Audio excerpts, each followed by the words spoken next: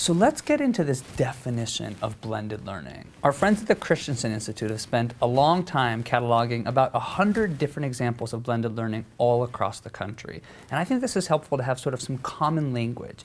They have a definition that we're going to start with, which is really broken down into 3 essential parts. Let's dive into that definition.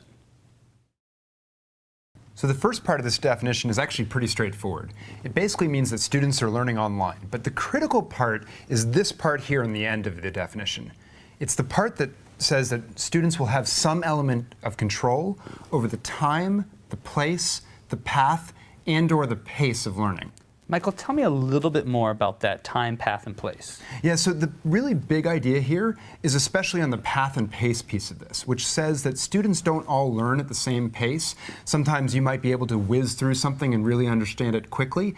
Other times you might need longer to play with a concept until it really settles in, or you might need totally different pathways to be able to master something. This second part is very straightforward. It essentially means that this online learning is actually happening in real school settings. So this last part is important because what it means is what's happening online isn't entirely disconnected from what's happening in the classroom. So this is an important point. It means that you can't just stick someone on Oregon Trail or Reader Rabbit to babysit them in effect, that what they're doing in that online experience is actually informing what's happening in the classroom. Exactly. The classroom needs to talk online, and online needs to talk to the classroom. And in the ideal setting, the data from each part, whether it's teacher observations or actual outcomes, should inform the other piece of the puzzle so that the two become an integrated whole. And that's a really important point just to key off of, which is that today, not all the software and data systems make that data sharing experience totally seamless, and we're just going to be upfront with that there's a long way to go on that front, but the hope is that that will continue to improve to make that far better in the future. And this is a great point.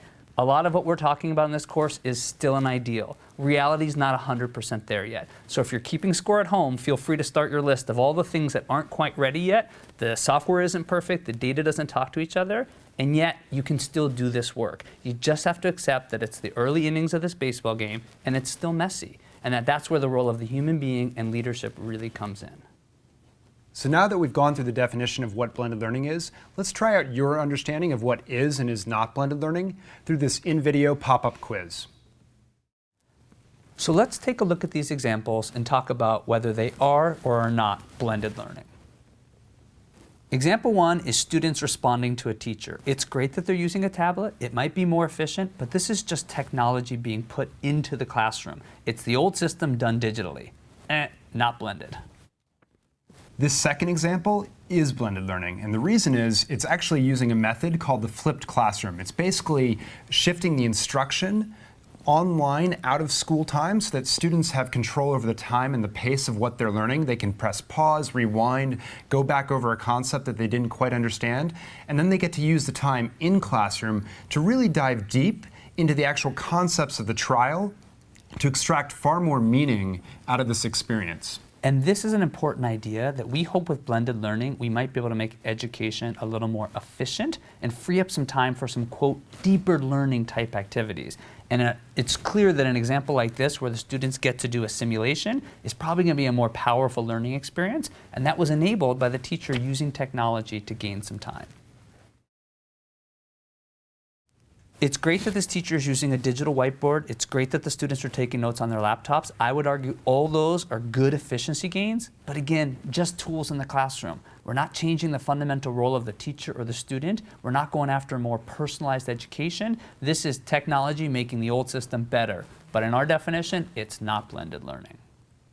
So we hope out of this exercise you're really starting to get a feel for what really is blended learning and what's just what we call tech-rich classrooms, just layering technology without actually changing the learning model itself. That's great, and I think now we have to think about what is high-quality blended learning. It's not just blended, it's actually the definition that we're looking to promote in this course. Yeah, this is a good point because the definition of blended learning purposely leaves out any notion of blended learning being always good or always bad. In fact, you can look at a lot of programs that would meet that definition, and sometimes they're really great and sometimes they're not that great at all. So a really interesting question is, what would high-quality blended learning, what would that definition be? Because it's not agreed to in the field right now. Okay, so let's tackle that as our challenge. I'll put out there a straw man to begin with. Let's look at a high quality blended learning definition that is broken down into 4 different parts. The first part of our definition is that it should be personalized. And by that we mean it goes after the needs, the gaps for every student, not the class as a whole. It's personalized for each learner. The second part of this definition is that it's mastery-based. We've talked about this concept before, but it basically means that students move on and receive credit only after they've mastered a core concept. And the correlate to that is that students can go after demonstrating mastery whenever they're ready. They don't have to wait till the teacher says, we're at week 7, now's the time to test out. So if you're keeping score at home, just remember it frees you up from the tyranny of the clock to focus on actual learning. Third key element is that it's based on high expectations for students, which means that each student has clearly defined, rigorous standards that prepare them for success in college and career. And the fourth and last element of this definition is that there's student ownership, and this is critical. Student ownership means that students are empowered with the skills, information, and tools that they need to manage their own learning. And we'll talk about this as agency as well, and we think ownership and agency are just essential to blended learning being high quality. One of the core beliefs about blended learning is students can own their own learning.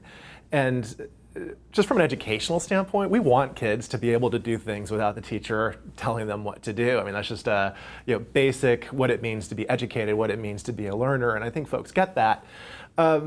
But if you look at college success rates, we have lots of students who succeed. They get to college and it's just a cliff. And oftentimes what we hear is, when I was in control of my schedule, when I was in control of my education, when there's no one there telling me to go to class, things got really, really hard. So we really want kids to be learners for the sake of being learners. But if we really value kids going to higher education institutions and being really successful in life beyond that, we've got to figure out how to better prepare students for that. And I think blended learning is a big piece of that answer. So these 4 elements start to really define what high-quality blended learning is. Now, we've done a lot in this course already of just saying it's really about the learning and not about the technology per se, but there's one important point here, which is that the technology is critical because it starts to make blended learning possible at scale around the world and also financially sustainable. So we've given you this Long Christensen Institute definition. We've added on 4 elements of high quality blended learning. It's a bit of a mouthful. I actually think you might be able to do better. So let's kick it over to Rob to talk about your very first assignment and your chance to give us a better definition of high quality blended learning. So now it's your turn. You've heard Michael and Brian come up with their definition of high quality blended learning. Apply some frameworks and some thoughts to it, but nothing's really codified. We want you to come up with your definition for high quality blended learning and take that definition and put it into the discussion board. We want this to be a super robust experience and really have you guys interacting with each other. So after you place your definition into the discussion board, comment on at least 2 other people's. Upvote the ones that you really like by clicking on the up arrow. Push other people's thinking, question them, challenge their assumptions, because ultimately we want to come up with the best definition that we can for high quality blended learning. And that really relies on you guys interacting on the discussion boards.